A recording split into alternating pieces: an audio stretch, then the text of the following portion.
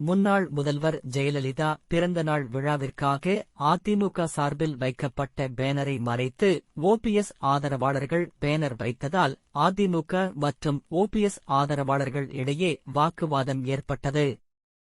அதிமுக தரப்பில் வைக்கப்பட்ட பேனர் கிழிக்கப்பட்டதால் பரபரப்பு நிலவியது. தேனி மாவட்டம் பெரியகுளம் தென்கரை பகுதியில் தேனி நாடாளுமன்ற உறுப்பினர் ஓ.பி. ரவீந்திரநாத் அலுவலகம் முன்பாக முன்னாள் முதல்வர் ஜெயலலிதாவின் பிறந்த நாள் விழாவிற்காக ஓபிஎஸ் ஆதரவாளர்கள் நகராட்சி அலுவலகத்தில் முறையாக அனுமதி பெற்று பேனர் வைப்பதற்காக வந்த பொழுது அதிமுக சார்பில் அனுமதி இல்லாமல் பேனர் வைக்கப்பட்டு இருந்தது.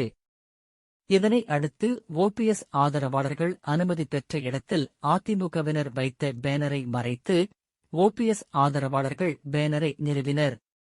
இதனால் அதிமுகவினருக்கும் ஓபிஎஸ் ஆதரவாளருக்கும் இடையே வாக்குவாதத்தில் ஈடுபட்டதோடு அதிமுக தரப்பில் வைக்கப்பட்டுள்ள பேனரை ஓபிஎஸ் ஆதரவாளர்கள் கிழித்தனர்.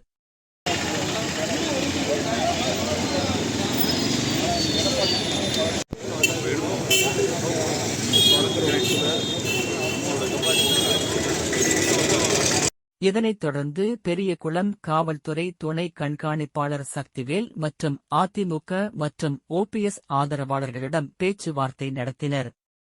இதனைத் தொடர்ந்து அனுமதி பெறாமல் அதிமுகவினர் வைத்த பேனரை காவல்துறையினர் அகற்றி நடவடிக்கை மேற்கொண்டனர்.